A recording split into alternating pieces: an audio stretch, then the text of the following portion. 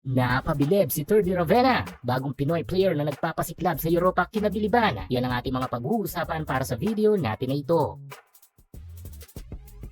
So kaninang madaling araw ay naganap na ang opisyal na pang-apat na laban ng kupunan ng ating kababayan sa Europa na si Turdy Ravenna. Ito nga yung first franchise team mula sa Dubai sa ABA League na Dubai Basketball Club. At sa kanilang pang-apat na laban na ito kontra sa kupunan ng Borac Mozart kasi ay nakuha ng BBC ang kanilang pangatlong panalo sa final score na 87-74. First quarter ay dikdikan ng laban ng magkabilang kupunan. Patas ang parehong team sa opensa at depensa pero nakuha pa rin ng Dubai ang kalamangan sa pagtatapos ng first frame ng isang puntos na lamang. Pagkakyat ng second period ay dito na umapoy ang opensa ng Dubai na kinamalas naman ng Mozart kaya biglang taas ang lamang ng DBC sa pagtatapos ng second quarter. Third quarter ay matinding comeback ang ginawa ng Mozart dito kung saan ay biglang apoy ang kanilang opensa. Buti na nga lang ay talagang sinabayan ito ng Dubai kaya hindi pa rin kumawala sa mga ito ang momentum ng game. Pero sa final quarter ay muling umapoy ang opensa ng Dubai pero sa pagkakataong ito ay hirap nang mahapulan ng Mozart ang dalang matinding opensa ng Dubai. Kaya ito na rin ang dahilan ng kanilang pagkatalo sa laban na ito. Ngunit another nakakadismayang panalo na naman ng Dubai Ball Club para sa mga Pinoy basketball fans. Dahil sa laban na ito ay hindi na naman pinalaro ang ating kababayan na si Turdy Ravenna. Medyo maganda-ganda na nga sana sa mga nakarang game nila kung sana ay kahit paunti-unti ay nadadagdagan na mga minuto sa laro ni Turdy. Pero ito nga at biglang bagsak na naman at hindi talaga pinalaro ang ating kababayan. At ang masaklap pa nga dito, even sa statsheet online ng Dubai sa mismong website ng ABA League ay hindi mo makikita ang pangalan ni Turdy. Walang anumang balita kung bakit hindi pinalaro si Turdy sa game na ito. Pero hopefully sa mga susunod na mga laro nila ay ma-activate na nila si Turdy Ravenna ng maayos upang kahit papano ay mailabas din ito ang tunay na husay ng laro ng isang Pinoy.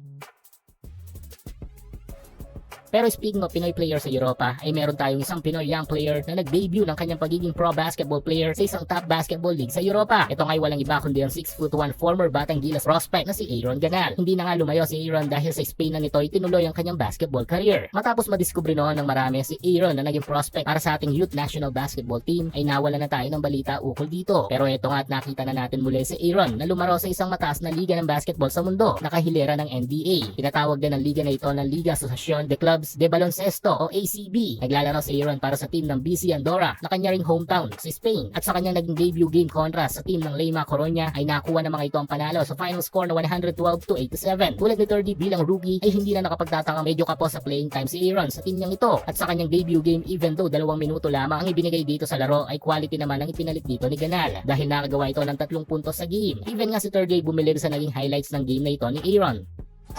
Jardín, cuando precisamente para ganar, entrada canasta, no pasado.